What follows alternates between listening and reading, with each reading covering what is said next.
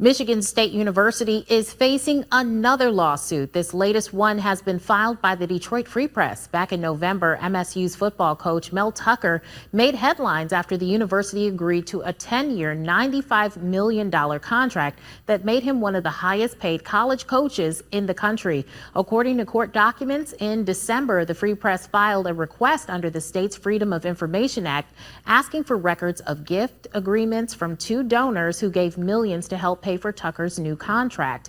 University President Samuel Stanley denied that request, quoting FOIA's privacy exception, but court documents say the Free Press submitted a 6-page appeal to Stanley, arguing the school was not following FOIA laws and have sent similar requests to other state universities. Stanley denied that too, saying individuals' privacy interests outweigh the Free Press's state interest in the disclosure. The Free Press is requesting that the court order the MSU trustees to provide them with copies of the donor gift agreements. We did reach out to MSU spokesperson Dan Olson, but he says he cannot comment on pending litigation.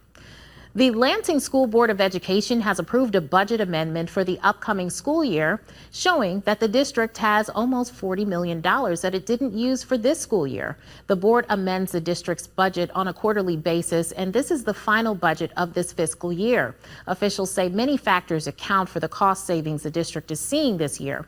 The Lansing School's CFO says grant money from the state and the money the district gets for each student went up by about $300, which also contributed to the $36 million fund balance. The district is required to submit a final budget by June 30th of every year. That budget will then be sent out for an audit.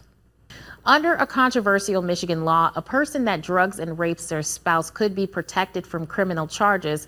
The state legislature, though, is working toward changing that. Now, earlier this week, the state house unanimously passed a bill to close that loophole. While marital rape is banned all over the country, Michigan law explicitly outlines 3 exceptions if the spouse is under 16 years old, if the person is mentally incapable or mentally incapacitated, which includes being drugged without consent.